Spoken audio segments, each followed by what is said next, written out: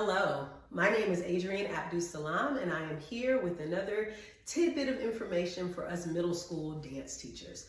Today, the topic is all about alignment. What are you doing when you are standing in neutral? So, as we know, neutral is a pretty basic position. Your feet are together, feet facing forward, two straight lines that never touch. If you are like me and you are hyperextended, your legs tend to go back, which sways that pelvis, makes that arch happen, and can kind of extend that chest area. This is known as poor alignment, also known as C-back or S-back, and we really want to be here. So for a hyperextended person like me, what I have to do is basically push my weight forward, which causes my knees to soften, and automatically my pelvis goes into a perfect alignment.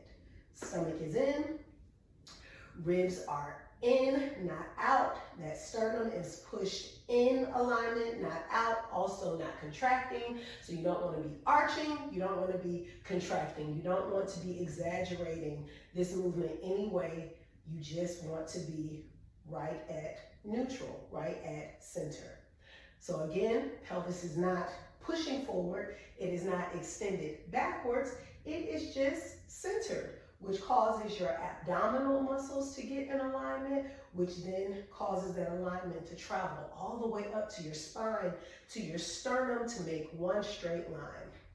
I like to tell my students to imagine that there is a piece of string at the crown of their head that is attached to the ceiling, and there's one straight linear line, and so they're pulling up and up and up. I also like to tell them to imagine not putting their weight back in their heels, not being forward over their toes, but slightly forward into the balls of those feet, so that if you needed to go into releve, you could easily go up or just balance. So it's all about neutral today. So when we make this neutral position, first, we think about spreading the toes. How wide can they be? I often like to start with a stance of just standing tall and just breathing.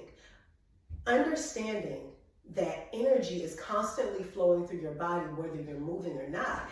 And because energy is neither created or destroyed, there is a constant centrifugal motion of energy going all the way down from the toes, up through the legs, up through the pelvis region, through the spine, and bursting out the top of your head. So think about first just spreading the toes. I often have my students lift up their toes and go pinky and try to actually put each toe down individually.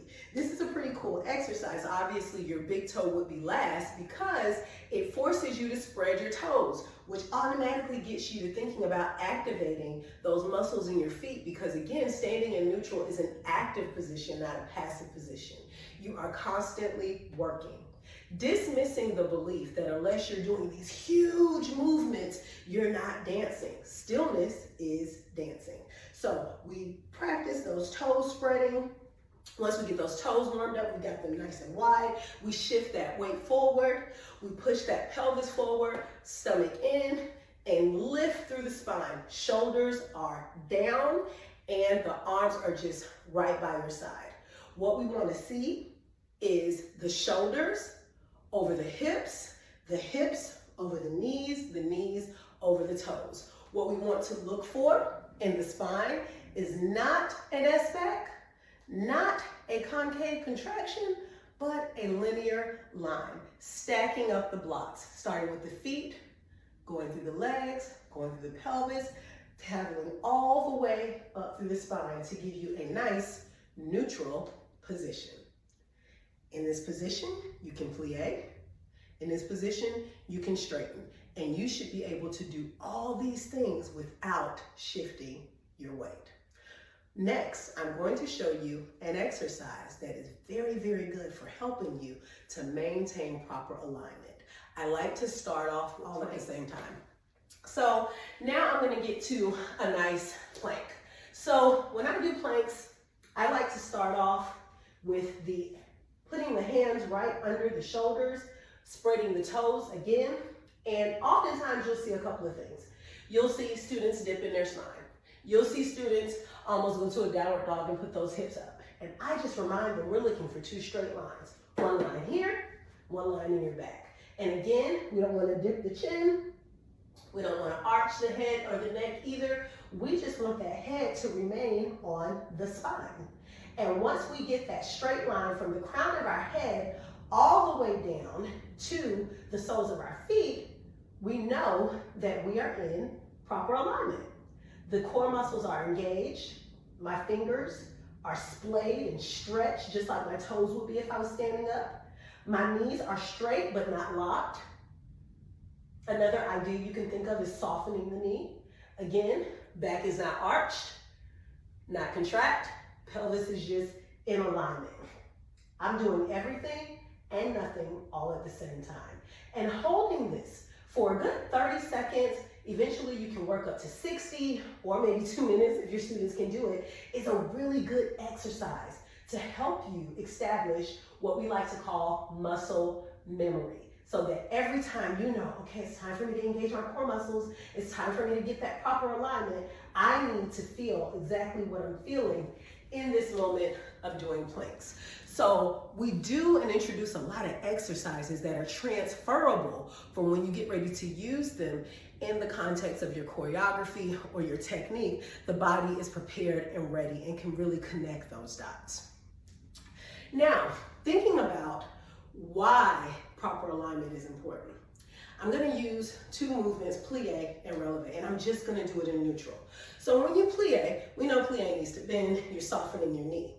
If we haven't established the proper alignment yet from just standing in neutral, when we get ready to plie, we're going to get this C back or this. And again, we just want to go straight down, straight up. Or what I like to say, going down to go up. So you're still lifting more and more, keeping everything in this neutral position. When you get ready to releve, again, because your weight is already forward, you can simply rise up, no shift required.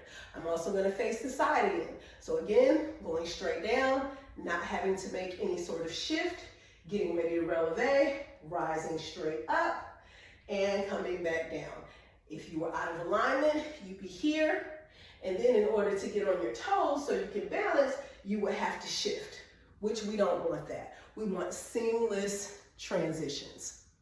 Another thing I want to introduce, tendu. So now we're talking about shifting our weight. And I think that this and the releve really helps you to understand the importance of spreading those toes, okay? Because if your toes are tight and they're not spread, when you get ready to shift to one side so that you can extend that other foot in tendu, again, you have to do all these things. Whereas if you're already pulled up, okay, the weight is already properly distributed, pelvis is in, stomach is in, chest is up, shoulders are over hips, okay? You are going to just do a slight extension, expanding, but you're already pulled up so you don't have to shift anywhere because the energy is already up, right? So it's more of an extension or stretch, if you will, as opposed to you having to do this huge thing. So understanding that proper alignment is the tool for being able to execute most movements in dance. I hope this is helpful for you, and I'll see you soon. Ciao.